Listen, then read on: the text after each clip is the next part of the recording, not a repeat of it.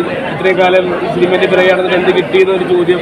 പക്ഷെ ഇതിലൂടെ അത് മാറ്റിയെടുക്കാൻ പറ്റിയതാണ്. അത് എൻ്റെ സ്വന്തക്കാരാണെങ്കിലും എൻ്റെ സുഹൃത്തുക്കളാണെങ്കിലും എനിക്കൊരു കല്യാണത്തിന് ഒരു മരണത്തിൽ പോകാൻ പറ്റാത്ത അവസ്ഥയായിരുന്നില്ല.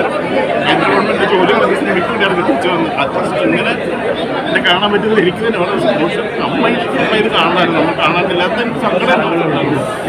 എനിക്ക് ഭയങ്കര സന്തോഷം. ശരി, താങ്ക് യു.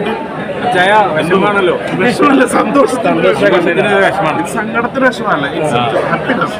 ഈ ഒരു സന്തോഷത്തിൽ ഒരുമിച്ച് അല്ലേ അച്ഛൻ? ഈ സന്തോഷത്തിൽ കൊച്ചുകൂടി കൂടെ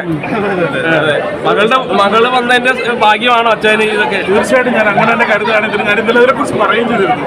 എനിക്ക് പല സ്ഥലത്തുനിന്ന് ഫോൺ കോൾസ് ഉണ്ടായിരുന്നു, പലരും അപ്രീസിയേഷൻ എനിക്ക് തന്നായിരുന്നു. അപ്പം ഞാൻ അങ്ങനെ പറയും ചെയ്തിരുന്നത് മഴയുടെ ഭാഗ്യമാണ്, മഴയാണ് ഭാഗ്യം. ഒത്തിരി സന്തോഷമുണ്ട്. എൻ്റെ പല കാര്യങ്ങൾക്കും നിങ്ങൾ സാക്ഷികളാണ്. ഇപ്പോൾ ഇങ്ങനെ ഒരു കാര്യത്തിൽ എനിക്ക് ഭയങ്കര സന്തോഷമുണ്ട്.